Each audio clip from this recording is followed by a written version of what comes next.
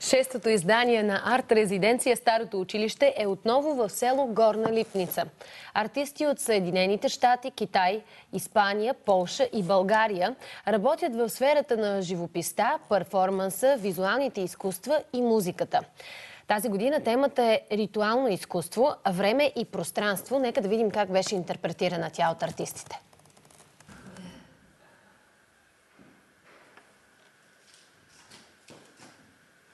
Старото училище в Горна Липница от години е потънало в спомени и в мълчание. За няколко седмици в разгара на лятото обаче в него се събират художници от цял свят и то сякаш се събужда за нов живот. Събираме артисти от целия свят и искаме да ги вдъхновим от това ново място, от природата, от селския начин на живот, да създадат своите творби. И решихме, че това ще е един добър начин да обживим селото, да го направим място, което е интересно както за жителите на селото, така и за всички артисти, които го посещават. Тази година темата е ритуално изкуство, време и пространство. Творците обикалят по пазарите, площадите и по улиците на малките градчета и селата в региона. Черпят вдъхновение и идеи от българските народни обичаи. В тази тема ние сме смесили български магически техники и понятията време и пространство, така както се разбират в модерната физика.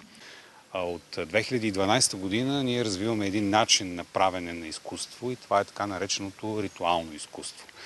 Ние вярваме, че един творец е маг и че той, за да създаде една творба, трябва да използва ритуални похвати и ритуални маниери. Аз работя на тема бедствие и сътворяване. Тази рокля, която е стара рокля с специално избродирани шевици, от които много се впечатлих и започнах да работя. Слагам на редица черните плодове от бъс и ги мачкам с крака и така отцветявам по този начин.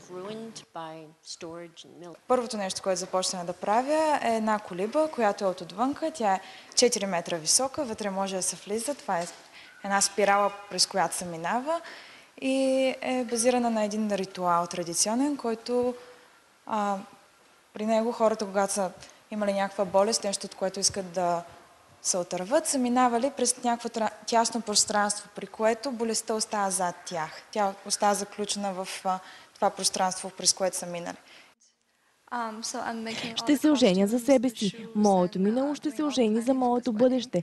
Вместо брак между двама души, това ще бъде брак на две времена. Миналото и бъдещето. Поради това и самият ритуал се казва сватба на всички времена. Така че всичко, което подготвям за сватбата, роклята, обувките са свързани с темата. Хората от селото ще бъдат поканени да участват и да се включат в самият ритуал. В резиденцията се включват и деца. Всеки ден идват и работят заедно с големите творци. QR код, който е най-модерното за днешното време. Ами защото в сегашното нашето време хората го използват за изобразяване на буквите, ги изобразяват спрямо точки. И точно така ние сме изобразили, че това е арт-резиденция Старото училище Горна Липница. Искам аз един път да не стоя в дома и да се забавлявам тук. Произведенията, създадени по време на резиденцията, ще пътуват в 6 от големите градове на страната.